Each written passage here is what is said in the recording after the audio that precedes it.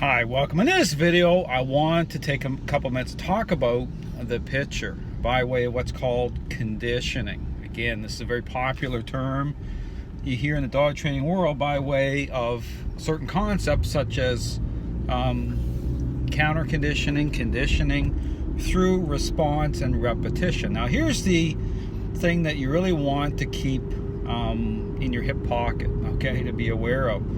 When the picture, okay, by way of responses, don't align in terms of a better relationship, okay? And again, this is a whole thing about understanding about relationship, the relationship side of things. Dogs as social animals, how they perceive the human, okay, by way of understanding perceptions, okay, changing perceptions the right way. And the way to kind of look at this, because again, this is very helpful when you take the parenting example, okay, and consider everything I'm talking about in terms of your role in the relationship, the role of influence, just like parental influence, but how to establish a better relationship. Because the question is, okay, is it all about just response, just generating responses a certain way at the very beginning, just jumping in that way and attempting to just build a picture?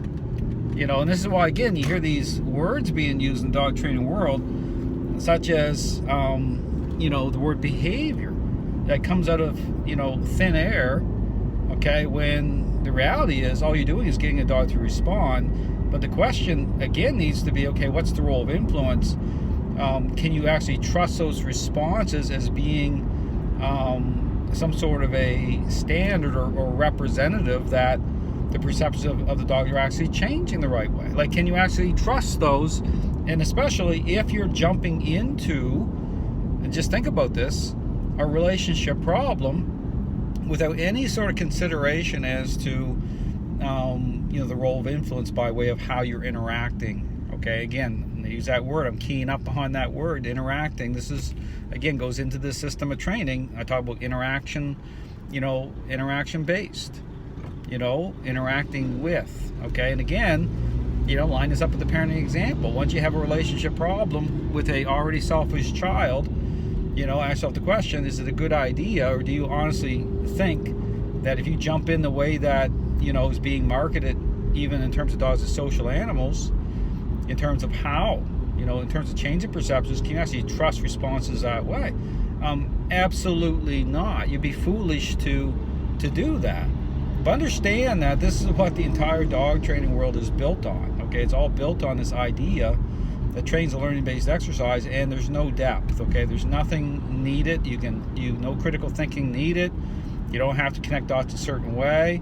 But if you connect the dots the way that I show, you line it right up in terms of why it is that this picture becomes a counterfeit for so many, and why you can't trust responses that way. In fact, if you're looking at responses a certain way, that's actually the wrong way to think, okay? That's the wrong way. And understand, that's just, I'm talking about something that's like hardwired into the dog training community. This is like entrenched, like to think different. And this is why I always say, if you're gonna, you know, challenge this, or if you're gonna, you know, start to figure this stuff out, you know, do it before you start to invest, you know, into this idea that way. Because once you do, you know, it's a hard road to try to break free, because then it's like a culture.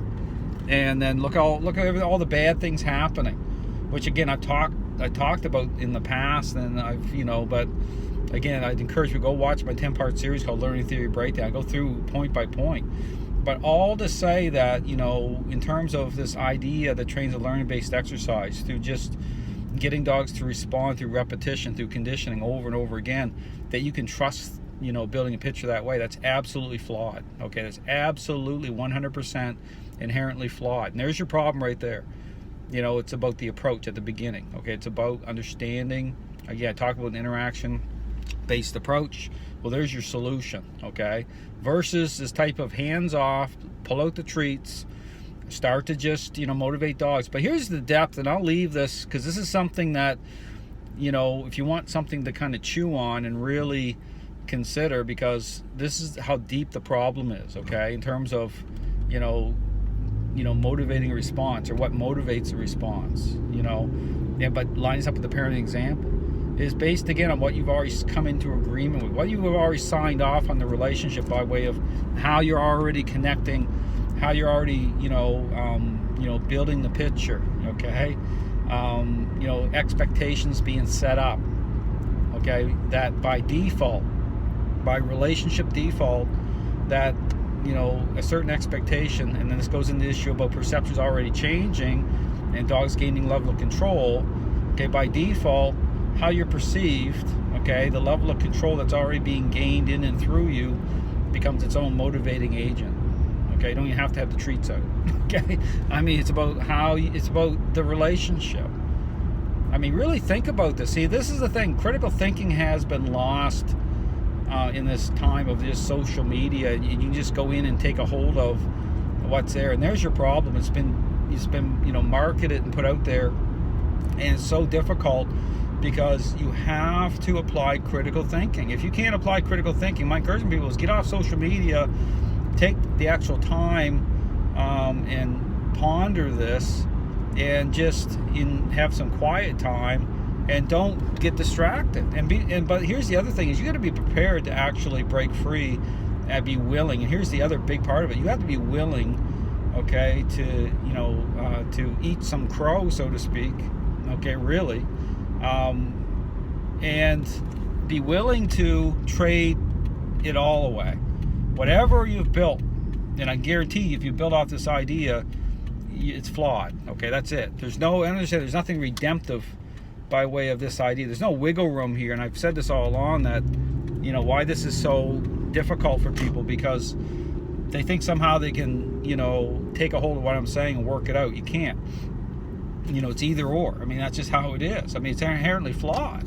And so, but again, if you're not prepared to trade everything meaning your, what you've built, then, it isn't going to work out anyway. So, and that's the truth of it. But my encouragement to people is really think about it, because you should be willing to, because if you really care about dogs, you care about the truth, right? You care about people the right way, then that's where it's at. It's not in this idea. So, because the question you have to ask yourself, well, then what are you doing? Like, what's your idea of things? Like, are you actually in it to actually help people, including yourself, the right way? And that's what really is, the big issue here. So again, my encouragement, really think about, this goes into the beginning, the starting point, in terms of, where it all starts, what the problem is. It starts at the very beginning with this idea that training somehow a learning-based exercise, and it's not. Thanks for watching.